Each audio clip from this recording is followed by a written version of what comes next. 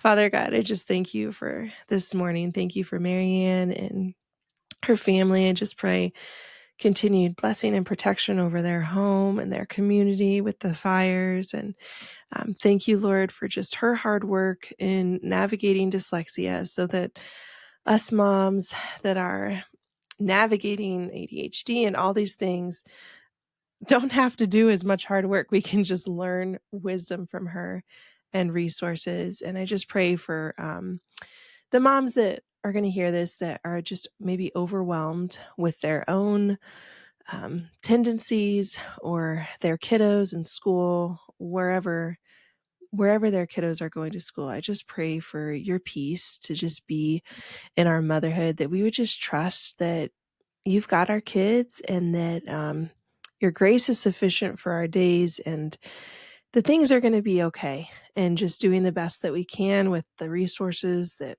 you've provided us with is great. And I just pray for just the moms like me that are probably trying to still do too much to be okay, letting go of different expectations and being okay to change our expectations and just to hand our kids over to you, and just trust that you've got them. So just pray for our time together and just thank you for technology where we can connect and learn from one another.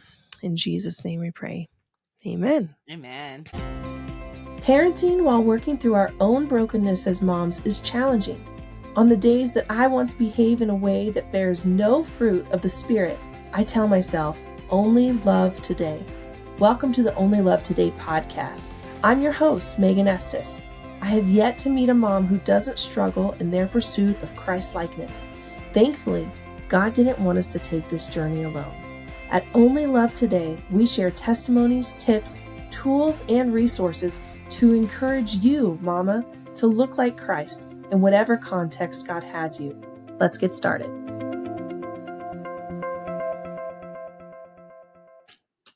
Amen. Well, welcome to Only Love Today. I've got Miss Marianne Sunderland joining us to talk about dyslexia, ADHD, all the things. And before you click away from this podcast, if you don't have a kid that's neurodivergent, I guarantee you are working with somebody or ministering to somebody that is, in just even my few short years of ministry, learning more about dyslexia, ADHD. It's helped me be a better grace-filled teacher, mom, leader, pastor's wife, all the things. So we can learn something from today. I actually found Marianne does a website called homeschoolingwithdyslexia.com, and she's got several things going on. But I found her website.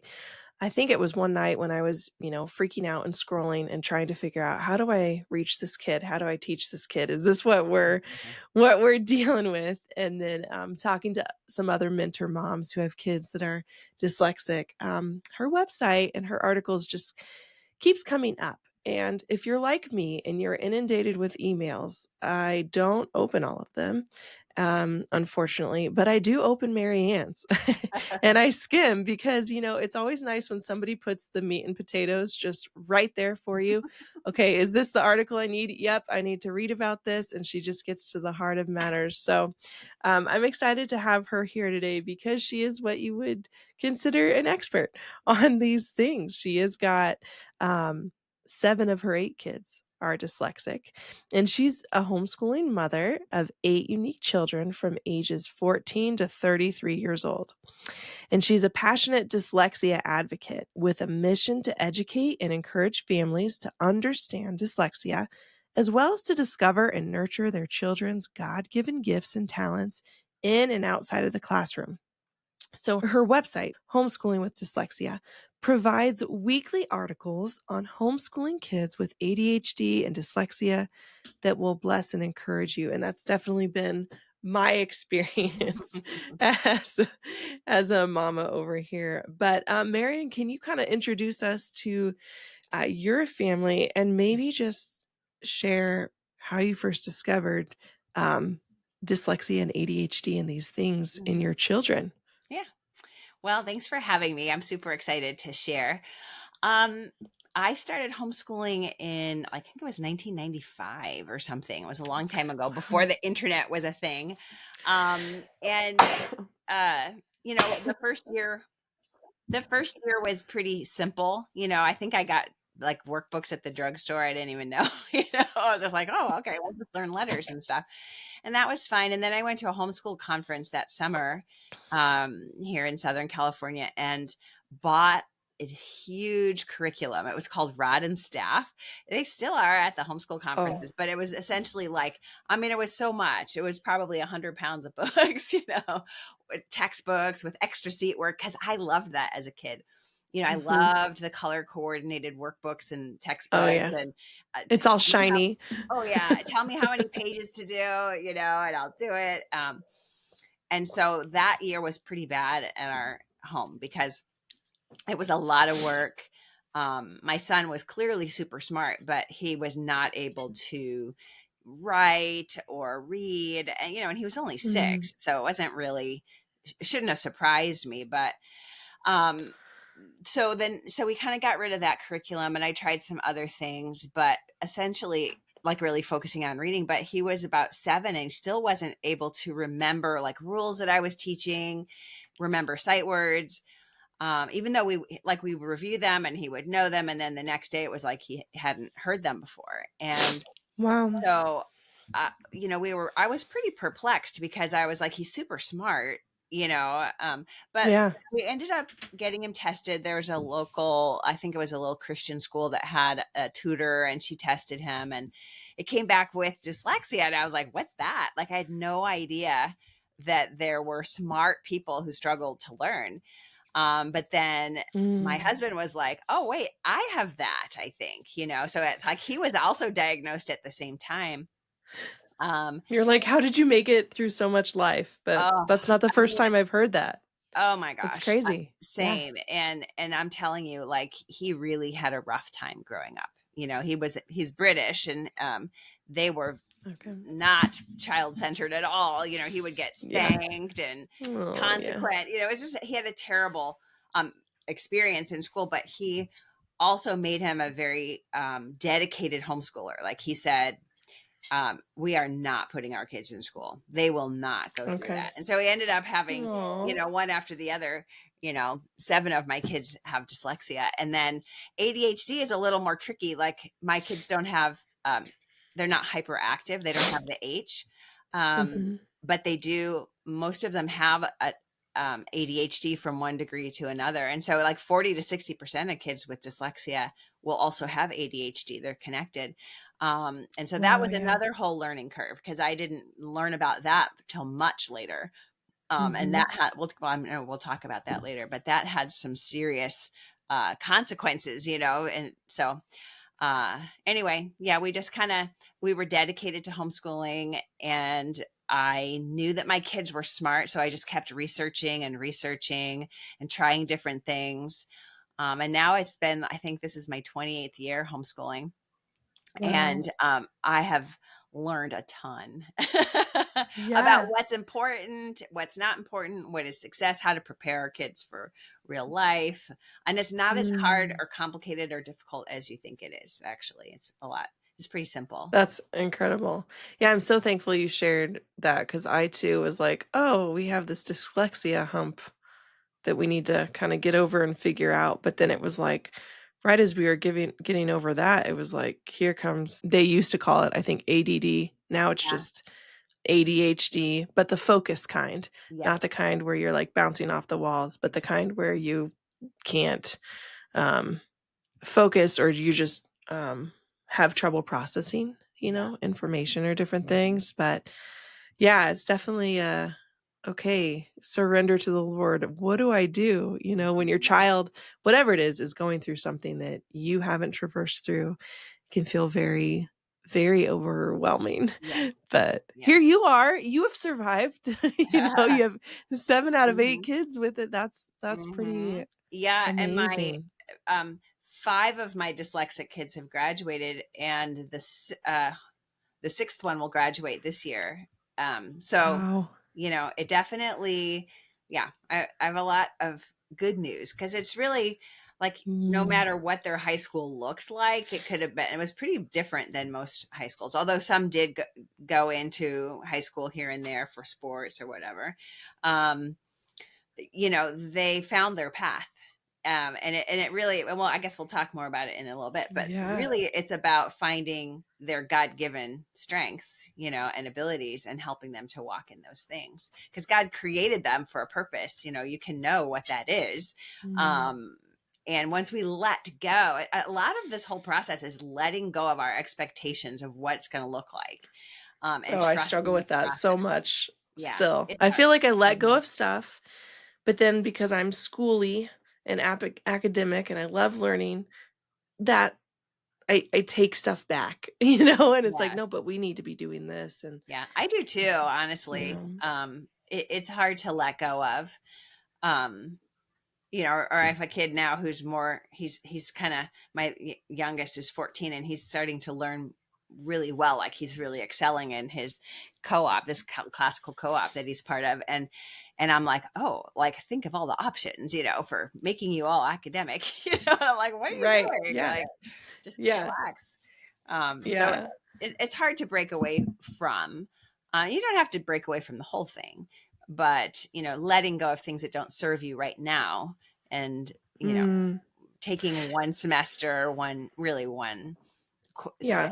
session of schooling at a time, and just focusing on your kids' needs at that time, and not running ahead and worrying about the future, because they will find their way. That's so good, and that's really just motherhood in general, like, when you're Hmm. following Christ is, like, surrender.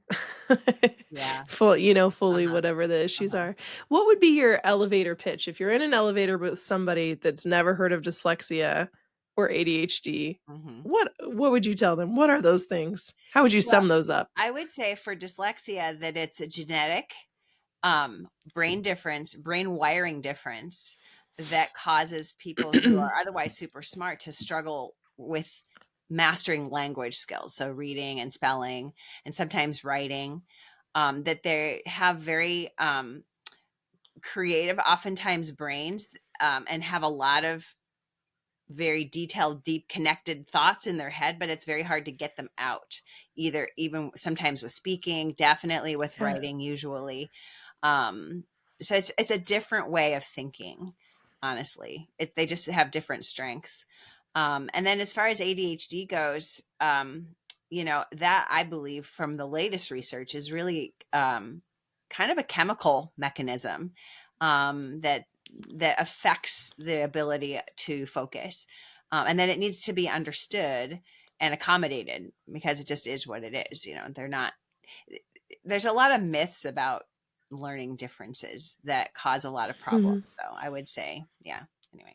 Yeah, I definitely was like, "My gosh, did we drop our kid? Like, did somebody drop her?" Because there's this argument of like, is it genetic? Is it not? Or, you just start Yeah. freaking out. Did I do something wrong as a mom that my Mhm. kid is, Yeah, struggling and with these that is things? very common. To feel guilt that Yeah. you did something wrong. And that's why, I tell parents, the number one thing that you can do is educate yourself from reliable resources, and read widely, about learning differences. But because we want both the research, but we don't want to be also put inside the box. Like, for example, there's a statistic that says that if a child is not remediated, like a dyslexic child in school is not taught to read by third grade, that they will never catch up, which freaks Wow. freaks parents out, right? Well, Mhm. I was thinking about that one day, and I was like, well, hold on a second. What kids are they looking at? They're looking at kids in traditional schools. They're not looking Mhm. at homeschooled kids who get remediation up through sixth grade if they need it, because Yeah. that's what you do. We are literally individualizing their kids' education. And parents don't really, we tend to look at the, oh my gosh, they're in sixth grade and they're still struggling to read. And it's like, actually, it's a really good thing that you're homeschooling them, because you're giving them you're still teaching reading in sixth grade. that's a good Yeah, thing, because if you weren't, you'd be totally. part of that camp of kids who literally, I mean, this amount of stress that children go through in a traditional school, kids with dyslexia who aren't reading, especially at fourth grade and up, that a large proportion of what kids are doing each day is having to read, and they're not able to read or read well. And so they're developing all of these bad habits of hiding their Mm, disability. And, it's just very, it's just not. just trying to survive, Yeah. I trying talk to survive. Yeah, exactly. I talk to a lot of parents who simply pulling their kids out of that system and homeschooling them, it solves half their problems. That the kid's Yeah, anxious and crying and stomach aches and, like, doesn't want to go to school, and then they're home and they get a good night's sleep and they eat when they need to and they're going outside and playing. They're like what kids actually kind of need. And it takes care of half the problems, of these yeah, kids. Just reading. yeah. Yeah. That's so good because, unfortunately, like I was putting pressure on my oldest, my daughter 13. She's the one that struggles with dyslexia and ADHD, and I was putting that pressure of like, we just worked on this yesterday. Why can't you remember this? Because I Mhm. didn't know all these things. And so she was having anxiety and it was ruining our homeschool. And like it wasn't till a few years ago, which thankfully, um, a diagnostic educator said, no, it's totally normal to figure these things out a little bit later with Right. girls. Mhm. I was like, oh, okay. Cause you just feel like, how did I miss this? Especially since I've been homeschooling you. How did we Yeah. miss this? How did we miss this? But it was kind of a relief of like, okay, there's something going on. But there's also, I feel like anytime you learn that your kid has challenges in a different way um, than you do, there was like a grieving process for me too, Mhm. because I was like Mhm. pregnant with our fourth when we were really doing occupational therapy. We were doing all the things. I was leading her through like Diane Kraft's brain training. Mhm. We were doing these things as a family, and I was grieving because I was like, how am I going to tutor this kid one on one Yeah. as much as she still needs it and teach this grade Yeah. and teach kindergarten Mhm. and have a newborn? And I was just like, my gosh, how are we going to do this? And you talk about letting go, and that's where the Lord's just been like, you're going to have to continue to let go of stuff. Mhm. But there's also been this cool thing because we've done these things for a few years, not perfectly, not consistently, but every time I want to jump ahead, I'll get running forward. And what you said earlier is, making sure you're going at your kid's pace. When we're diligent with that, I feel like it's really kind of hard to see her dyslexia now. There's this middle school magic people talk about Yeah. that where like things are just like clicking. Mhm. And so then we'll kind of get going for a while. And then we might go too hard and we'll kind of crash again. And I'll be like, okay, we need a breather or to go Yeah. at a slower Good. pace. But Yeah. I think some of that too is um, the ADHD just playing in of just needing Yes, and chill the time, behaviors too. If you have ADHD, which is really, it's a really all kinds of self-regulation. It's very, Okay. the train leaves the station, and you're done. But then you have like Yeah. hormones on top of that. It can be a delicate time. Oh my gosh. Yeah, we would be like, "Hey, please don't kill us." Like, like she's the only girl and then I have 3 boys. And this was another thing I feel like I've said sorry so much because I couldn't always Mhm. give her what she needed, and Yeah. it was just so loud in our house. Like, I don't know if you felt like that with boys that are just, like, rowdy and just, like, Mm. and she needs this, like, quiet place to focus or different things, Yeah. and I was feeling a lot of guilt and shame over that, but I'm like, "Well, if I send her to public school, like, she's gonna be in a Yeah. class with, like, 25 kids," and so we've done some things, but also I think it was my sister that's like, "Megan, the real world is not quiet and Yeah. you focus. So God's preparing her for something, like the Love that. trials and things that we go through at home. Yeah. God's preparing you for some reason. Her name's Selah. For some reason, you have 3 younger brothers. I don't know why, but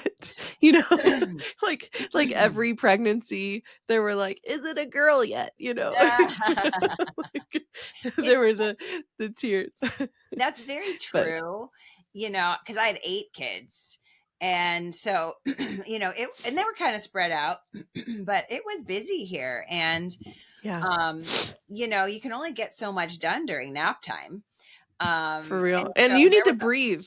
You need there to was a breathe. lot of pressure during nap time, to get stuff done.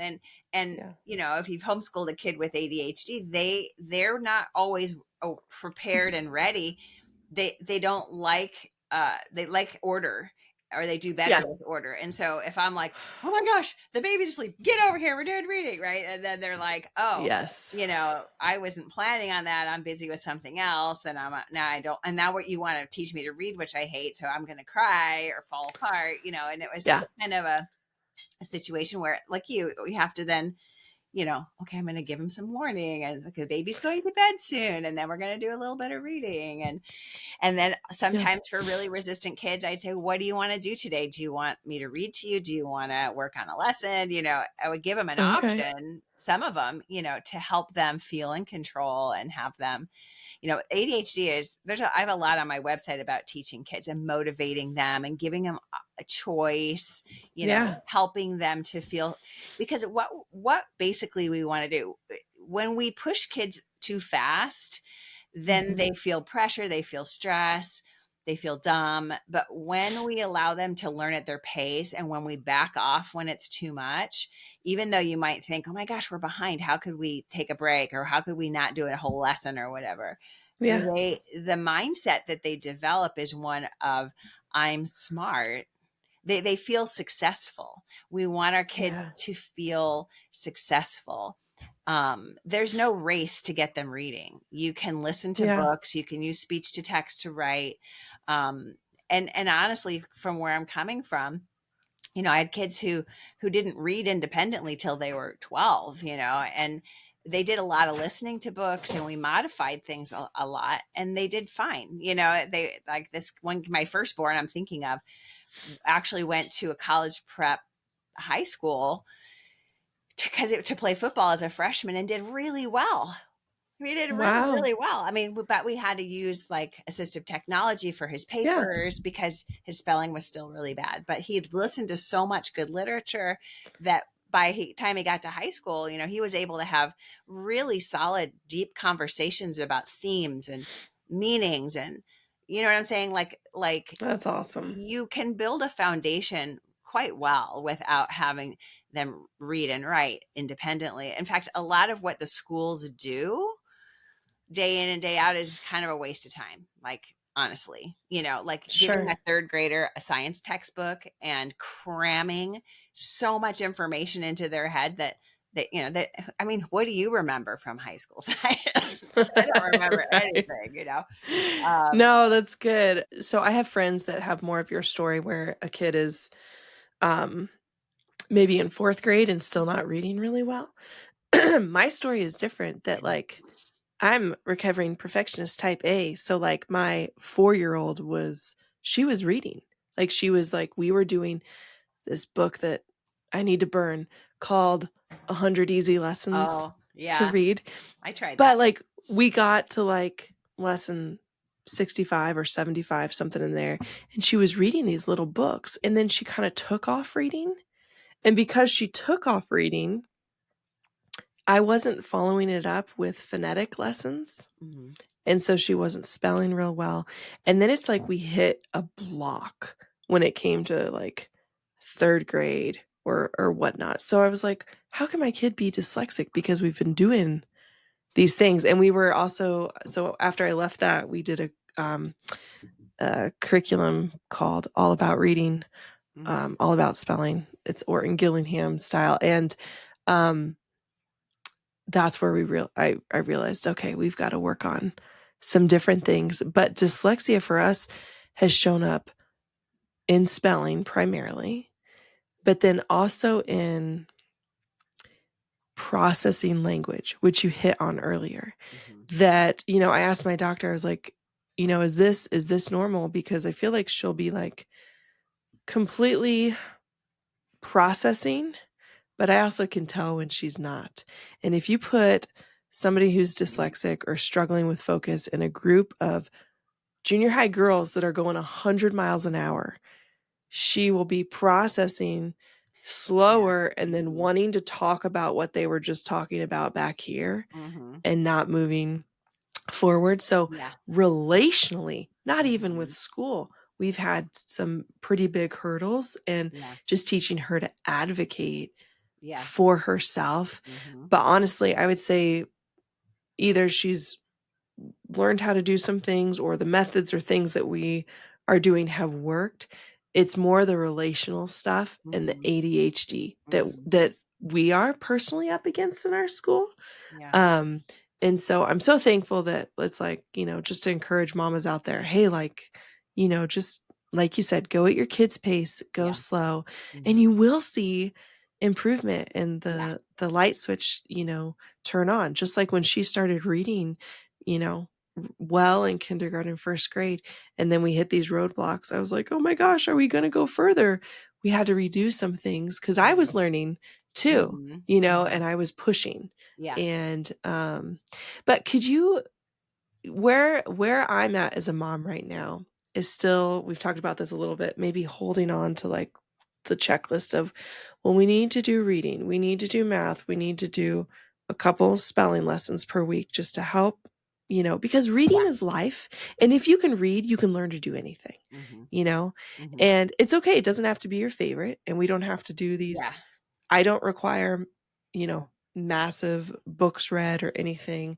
It's actually, reading is actually now part of my daughter's bedtime routine where she will, because she could not sleep for a while, like she was just having trouble. We've had to create a stricter bedtime routine for like the ADHD of just like Oh, okay. get in bed. You've got to do this, this, and this. And let's Mhm. try 15 minutes of fiction book and lights out, and that's really, really helped her. But what I'm kind of struggling with right now is, okay, how do I encourage her in her passions and giftings Mhm.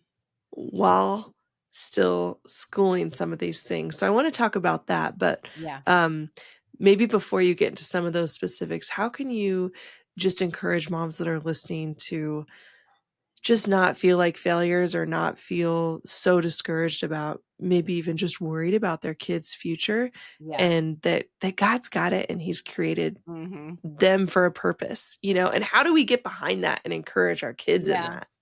Well, there's a lot you've covered a lot there, but first of all, the one of the biggest for me early on when I was teaching my kids, I mean, there was a period of time where we actually rented our house out for 3 years and traveled. And Oh, my cool. oldest was, I think he was 9, and he still wasn't reading. And I was like really conflicted because I was like, you know, we need to get him reading. Like this is more important than doing this trip. And of course his dad was dyslexic and he was like, I learned to read, it's fine, he'll learn, just keep reading to him. He had a lot of good solid calming kind of advice. He's like, he'll be Okay. fine.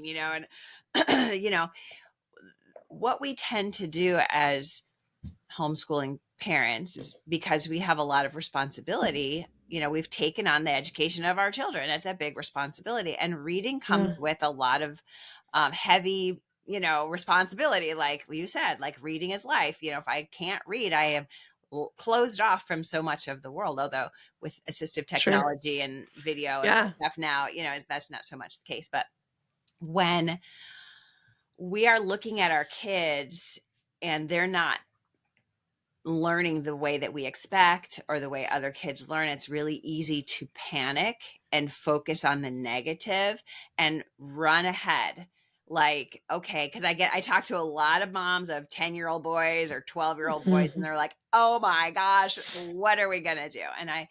And so Yeah. really and truly, I'm here to tell you that your kids will learn to read. They may not enjoy reading always. They might choose to listen to audiobooks.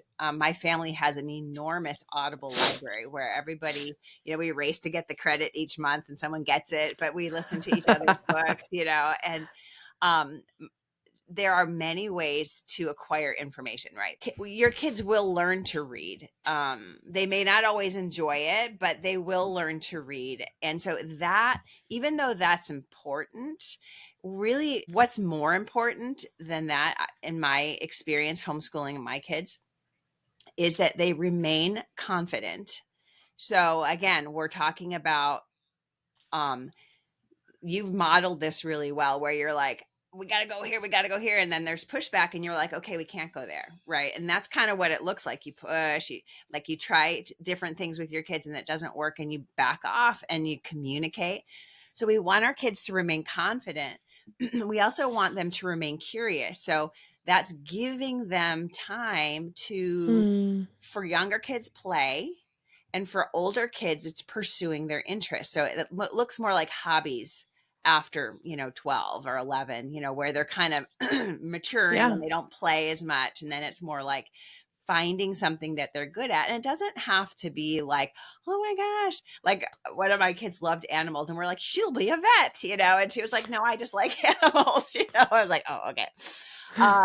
But we read a lot about vets. So just allowing them to pursue their interests kind of naturally and organically, and observing and seeing and providing. It's almost like unschooling. Unschooling is like no textbooks, completely child-led, which I never had the bravery to do. I always felt like that I would go down I would just spiral out of control. I would just be on my phone all day and my kids would be watching TV and it would just be bad. So, but I am kind of a quasi unschooler in the sense that I take care of the basics, and that looks Mhm. different in elementary, middle, high school, but taking care of the basics each day, and then allowing them time to focus on their interests, to play in the younger years, to focus on hobbies, facilitating their interests, because that gentle approach to learning, like you're a tutor to them. So Mhm. you go and you sit down and you do your writing or your reading, and they forgot something, so you just go back and do it, review it. That's what tutors do, Mm. right? Instead of, like I'm a type A, where I used to be. I'm kind of recovering type A because Yeah. my kids have Yeah. sort of beat it out of me. It's like For you real. cannot control. You can only do so Mhm. much.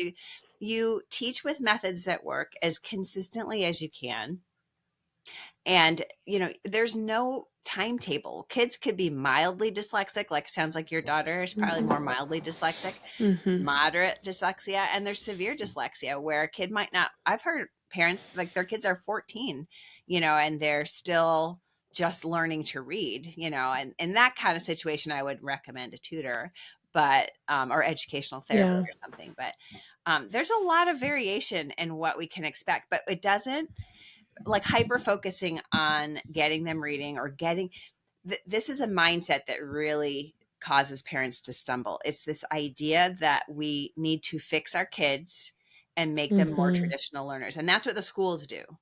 They're they're primarily focused on fixing them and getting them to Mhm. fit into the box. And you can do that. Lots of parents do. They hire a ton of tutors, they spend a fortune, they spend a Mhm. ton of time trying to get their kids to keep up, and some kids like that. Some kids, they're really motivated that way, but um really you don't need to do that. You don't need to.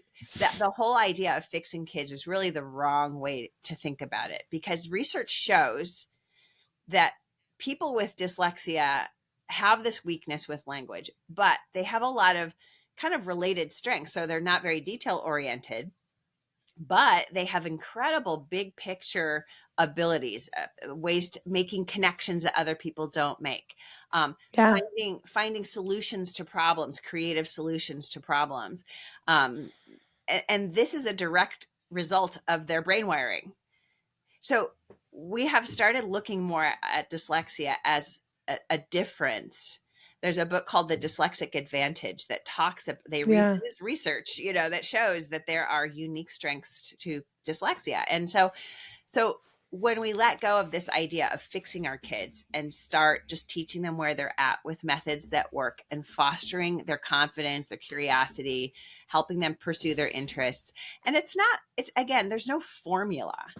my kids graduated from high school, and they were kind of like, some wanted to go to school and some didn't. And a couple kids started businesses, um, and then a couple kids went to college. Um, but the root of success, from what I can see, is them finding the thing that lights their fire. I often talk about my one daughter. In high school, like in California, you have to have algebra to graduate. And so I was like, you have to finish algebra. And every year she'd start it and she'd never finish, or she'd get stalled out or whatever. And so I hired a tutor in her senior year. Okay. And Yeah. she'd come out of her room and be like, I don't want to go to my tutor. And I was like, you get in that car and you drive over there. You're paying for it. It was ugly. And so she did. Yeah. She was committed, and she went to the tutor and did well with algebra. She finished it and went to school. And it turned out that what she wanted to do required math and science. And so but she was motivated, you see. She Yeah. wanted to be a physical therapist, which is, a graduate degree, and it needs a lot of science and math. And so she just started with, like, a community college is a great place for our kids to go. You don't need to be stressing about SATs and ACTs and, 4 years of math and science and all that stuff that sometimes our kids aren't really mentally capable of in high Hmm. school. It doesn't mean that they won't be forever. There's that middle school magic, but there's another hunk of brain development that happens around 18, 19. And so I found for my Okay. kids, even though their high school was kind of relaxed and we weren't cramming academics in really, that when they got to college and figured out what they wanted to do, they were motivated to do the hard work. And that's the key. You have you have to help them find their thing. And it might be a business, it might be a trade school, it might be college, it could be a variety of things. But once they figure out what that thing is, there's no stopping them if they have confidence and Yeah. curiosity, right? And then you're offering them that support that they need. That's so good. Yeah. Yeah, because I think sometimes too, I see that as like, well, that's great, but now I have more work because I need to like tie their math into their passions or Not different things. necessarily. But Not just necessarily. Yeah. letting go a little bit more, because right now we're kind of in we have a toddler destroying things, so we're just trying to like check the box of like, did everybody get some math? Did you do a semi-reading lesson or spelling lesson with mom? Okay. Yeah. We're just doing like the basics a little bit this year. Can you for those that are homeschooling in your house, maybe not in high school, like what's going on? Like if we walk into your home and you're at the kitchen table or something, like what does a typical day look like with I think younger kids are a little easier to understand. You go at their pace and then it's like all about play. But like junior high, high school, what does that look like, practically speaking? So for my middle school and high school kids, in middle school, I started getting them a student planner. It's just like a spiral bound little notebook that had the days of the week Mhm. in it. And I would write down, there were several categories. There was one of all the independent work that they could do. And then I would have a with mom section, and I would write down with a little box next to it in pen, so they don't erase it. I used to do it on a dry erase board, and these kids with ADHD, they were like, I was about to do it, so I wiped it off. I was like, that doesn't count. We don't wipe it off because that's my brain there. But For real. so for having lots of kids you're managing, having those student books planners was really helpful for both of us. They knew what they needed to get done in the day, and I could see where we were with all of that. And then I always kept screens and any kind of entertainment stuff till after school was done. So, sometimes kids with ADHD have a lot of issues with procrastination. They don't, it's not a character issue. Like they definitely struggle with motivation because their mind is kind of suppressed. Like it's actually a low energy, and so it's kind of almost like a depression kind of thing where you're like, I just don't feel like it, like it's boring. Mhm. Um, so that was motivating for my kids, like to have, they knew what they needed to do. And once they were signed off, they could have an iPad or whatever it was that they want, or go outside and play with the neighbors. So that was kind of how we managed that. And I mean, I have a lot of flexibility because I'm home. So I would kind of work with the kids without ADHD, I'd be like, get over here. And the ones with ADHD, they would kind of, I tried a variety of different things. I tried rewards. Rewards are shown to be much more effective for kids with ADHD because it's a little dopamine hit than consequences. I would use both, but I Okay. tried different strategies to reward them. And can you give us just a quick snapshot, maybe a testimony of encouraging a kid in junior high or high school through passion-driven education? So you're still covering some of the core work, but what did that look like? I mean, I guess it probably depends on what the passion is, but um, for my young, like, teenagers, I think um, it was prioritizing those things. So say we didn't get all the schoolwork done in a day, a parent could say, well, if you don't finish your math, you're not going to scouts tonight, or something, or Okay. you're not going to the stable to, do your volunteer time if you don't finish your schoolwork. I never did that. I always tried to, and unless it was a willful thing where they, like, there was a point where my kids were like 17-year-old boys. Once a boy hits like 16, especially dyslexic kids, they're kind of done with school. So I do encourage Okay. families, like, if they're not college bound, get those requirements done and get them done. Okay. My kid's dad grew up in England, where at 16 you could either choose to do 2 years of college prep or a 2-year internship or apprenticeship, they called it. Yeah. And so he immediately took the apprenticeship. He was like, get me out of here. But I like to think of that with my kids as well. If they're not academic, if they're not going to go to college, or if that's not what they're hoping to do, why do another year of literature? Why do another year of science that honestly they're never going to use? You know what I mean? So Yeah. why do it when a lot of them are itching to get out in the real world, and it takes them a little Mm. while to find their thing. None of my kids knew right out of high school what they wanted to do. One of my boys, he was most profoundly dyslexic, and he knew he didn't want to go to college. So he worked with his dad for a couple of years in a yacht management business here. And he watched, this is his dyslexic brain, he watched all the different businesses and what they did. And he saw a need, which was providing crew for charters. I'm like, how do you even know who charters boats? He's like, I don't know. I just like, but he had this set. He was very social, which I used to look at like, oh, that's okay. He's social, but that's a huge skill that Mm. has brought him very far in life, actually. Yeah. So anyway, Okay. he started this business providing crew for charters and selling charters and selling boats and things like that, which, and his dad does something different, and his other brother who's in the yachting business does something completely different. Um, Wow. so That's so good. Sometimes we just need to hear like point blank, like do the minimal and like let your kid be free, yeah. you know, Hmm. because there's the putting to death of like the traditional school mind that, Hmm. I grew up in. Also putting to death the people pleasing Yeah. or other people's expectations. Yeah.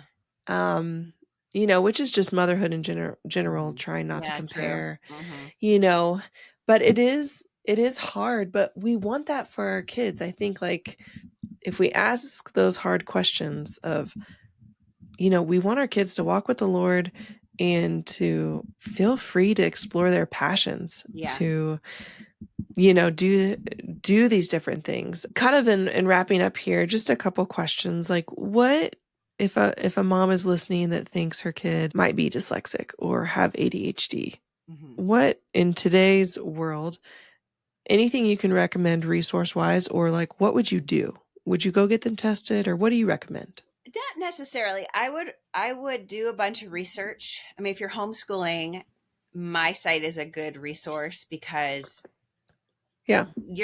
there's a lot of people that know about learning differences. Though a lot of people call them learning disabilities because Mhm. they're in the traditional school system or they're tutoring kids in the traditional school system, and so there's a different mindset.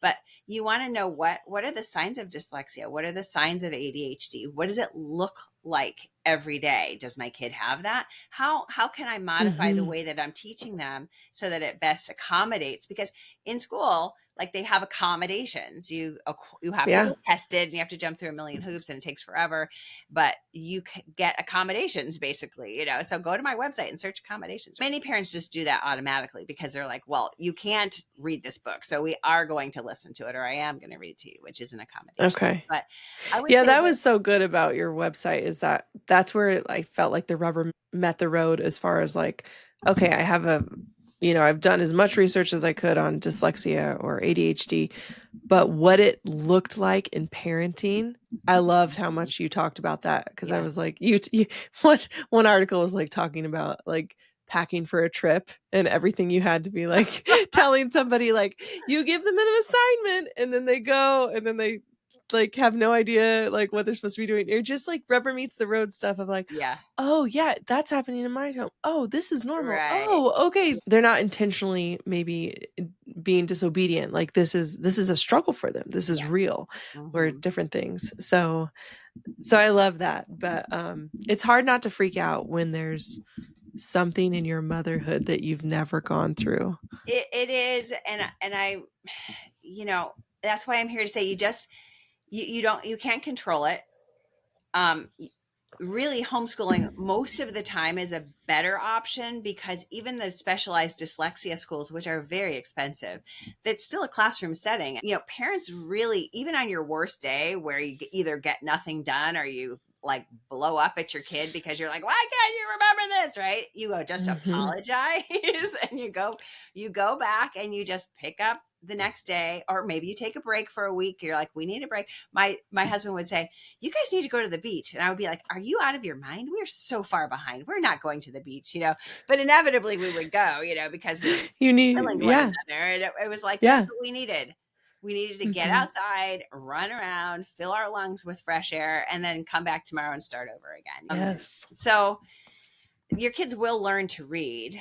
I think we've covered it. Just that we have to trust the process. You use research based methods, Orton Gillingham or what have you, or multisensory learning as consistently as you can. You encourage their interests.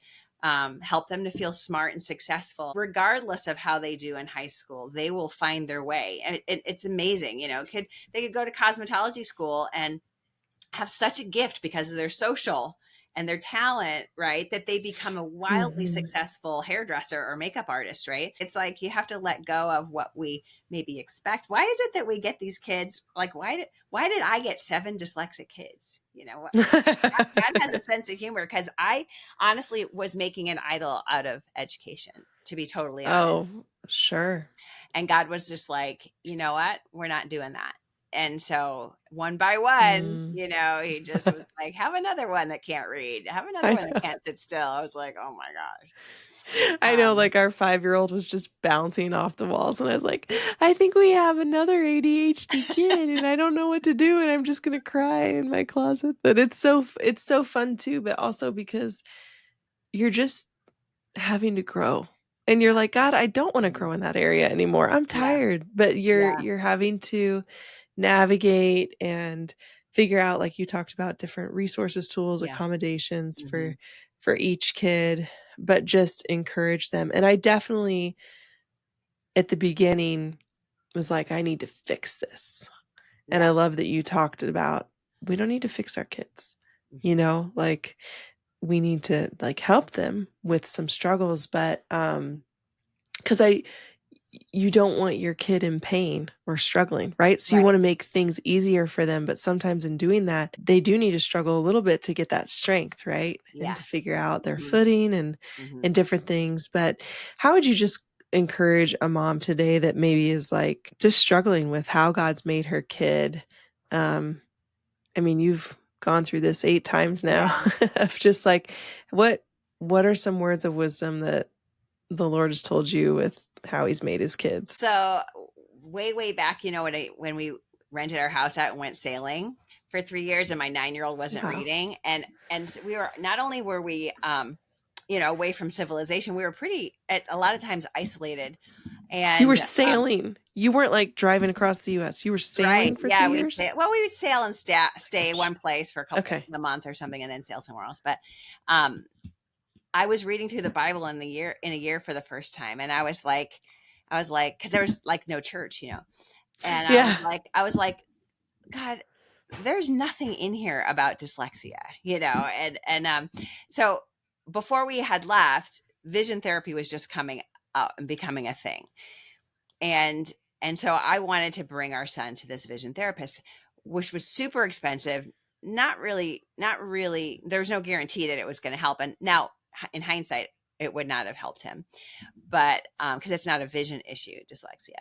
But I was reading in like Exodus, and God was saying to Aaron and Moses, like, who made your eyes, and who made your mouth, because he didn't want to speak, and who made your eyes. And I thought, oh my gosh, like, if it was a vision thing, because I didn't know that it wasn't, I was Yeah. like, God made his eyes. So if they're tracking funky or whatever, and it's causing him to struggle to read, God made him that way. And that was a big turning point for me of faith, of just saying, God, you made my kids the way that they are. Um, there, like you had mentioned before, there's a lot of a sense of Mm. like, did I drop my kid? Did I do something wrong? Mhm. Has he watched too much What TV? happened? Did he eat? Was it that cereal he ate, or whatever? For real. Um, but it's not. It's not. It's dyslexia and ADHD are genetically based. It's just how our kids are made, and so that was one thing. And then Ephesians 2 just talks about how God created us with purpose. And so I remember kind of camping out on that with my kids once. We were doing that Apologia Worldview series that's so good for younger kids. And just recognizing that God did make our kids with a purpose. And now I'm able to look back, because a lot of my kids are adults now, and see, yes, he did. He made them with a Mm. purpose, different strengths and abilities. And just because they don't fit in the school mold, it does not really mean anything. If your kid fits in the Yeah. school mold, fine, if they want to do academics, but that's not the definition of success. So that is my encouragement, just that you can trust that God didn't make a mistake with your kid.